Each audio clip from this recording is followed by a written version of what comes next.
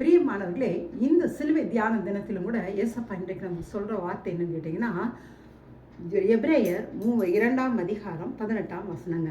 ஆதலால் அவர் தாமே சோதிக்கப்பட்டு பாடுபட்டதினாலே அவர் சோதிக்கப்படுகிறவர்களுக்கு உதவி செய்ய வல்லவராயிருக்கிறான்னு சொல்லுங்க. இன்னைக்கு வந்துங்க நம்மலாம் சொல்லலாம், ஏசப்பா பார்த்து கடவுளை பார்த்து சொல்லுவோம், இவர்னா என் வழியில போனா அவருக்கு தெரியும், எங்க வீட்டு மாதிரி ஒரு குடும்பத்தை சந்திச்சிருந்தாருன்னா தெரியும், எவ்வளோ பாடுகள்ல இருக்கோம், எவ்வளோ கஷ்டத்துல இருக்கோம், கடவுளுக்கு அது புரியாது அப்படின்னு சொல்லுவோம்.